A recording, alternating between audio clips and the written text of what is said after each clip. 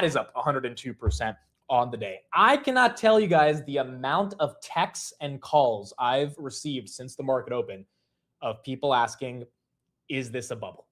Does this feel like a bubble? Is this getting bubbly? And, obviously the market action is incredibly euphoric in certain regards. In other regards, you can once again look at some of these multiples and say, well, is it really that bearish? To give an example, Micron's May 29th calls went from 1 cent today to $1.36, up 13,600%. It's aggressive.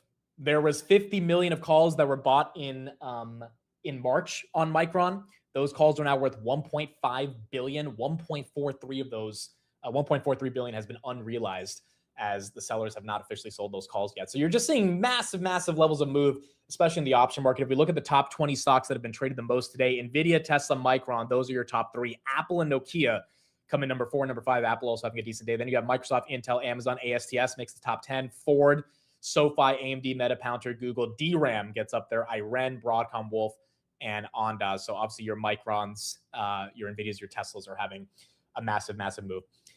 In regards to if it's a bubble or not, I don't know. I mean, I think a lot of people have to kind of use their own understanding here of what's happening and how this is happening. We talked about some of the bear cases this morning. We also talked about the contention against those bear cases. I mean, you got a couple things that are obviously feeling a little weird. So for example, this is a tweet that has gone viral in the past 3 hours. And we talked about the Kyle Kuzma stuff this morning, but this is the stuff that you see when people get really excited. If you have any extra income, even $5, I would put it into the S&P 500 right now.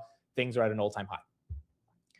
And again, when posts like that are going that viral and getting that much attention, it's because there's a level of just euphoria, excitement, exuberance, FOMO, et cetera, that is settling into the markets. That does not mean the markets are in a bubble, but it does mean that, yes, a lot of people are talking about the stock market, and a lot of people care about the stock market. But then you get some really good news, which is an update on humanoid robotics. Figure, Brett Adcock. I'm excited to announce that Figure has signed a commercial agreement with Catalyst Brands, the operator of JCPenney, Aeropostale, and Brooks Brothers, will work to deploy humanoid robots at scale, starting with initial deployment in Reno, Nevada.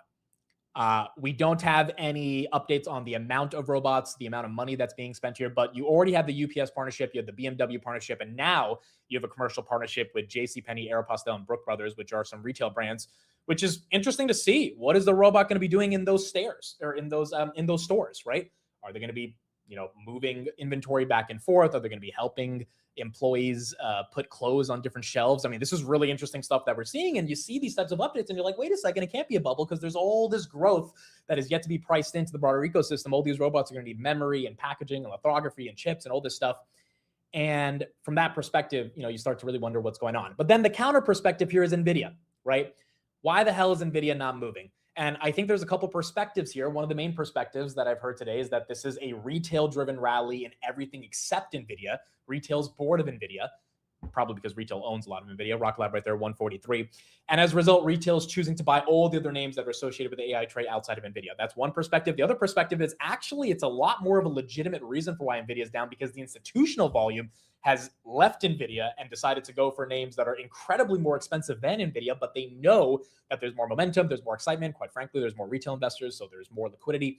And those are the names that should be getting the bid over in NVIDIA, even though, NVIDIA is cheaper and it's growing a lot more than a lot of those other companies. So I don't know. I think it's too early to say it's a bubble. Obviously, the people that are not in some of the names that are going crazy, right? There's that old saying, right? If you're not in it, it feels like a bubble. But if you're in it, you start to look for all the bull cases for why it can continue. And as of now, the earnings growth has been kind of the main catalyst, along with oil coming down. And hopefully that continues to be the main catalyst to keep the market flowing. 94 on oil, not really seeing too big of a difference right there. Obviously, the SpaceX IPO is going to be really important. That's part of the reason why all these space names have made this big a move. And I think there are some people that are saying the SpaceX IPO is going to be the top. We will end up seeing what's happening when that happens. But as of now, more and more money is excited for this market. I'll do a poll in the chat. I'm curious what other people are thinking in terms of, are you feeling nervous or excited about the state of these markets? Also, are people, and if you're heavy in some of these semiconductor names, I know the space names, a lot of people said in the morning they were at least trimming a bit or at least selling some more aggressive covered calls. Excited or nervous right now about the markets? It would be hilarious if Nvidia were to fall below 200 and the rest of these names continue to pile on, which at that point, I don't think you can necessarily say that's a bubble. I think that's more so just the market has fundamentally decided, no, Nvidia is not where the alpha is, and you can't blame it given it's $5 trillion. But the market has also then decided Microsoft and Meta isn't where the alpha is, and that once again becomes confusing given how much they are also growing. Meta right there at 612, slightly up on the day. AMD at 5 before. We will have Technical Tuesday. We also have Zscaler earnings after the bell. So that's going to be important. Zeta getting a little bit of a bid right here as we get into the close 1969. That's up 4.6%. NASA has awarded Blue Origin a $188 million contract with the option period worth $280 million to deliver rovers to Moon's South Pole region. Okay, so that was also part of the reason why Lunar ended up getting hit, as they were not chosen for that lunar vehicle. Marvell does not have earnings today. It's tomorrow.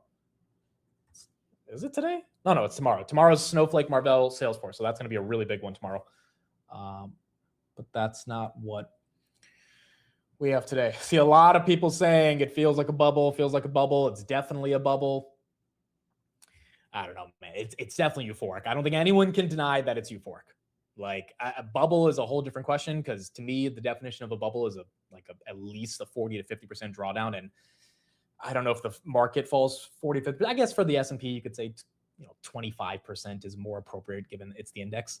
Some of these names, can I see them fall 40, 50%? Yeah, but also it's like, what's the catalyst? A war? Well, been there, done that.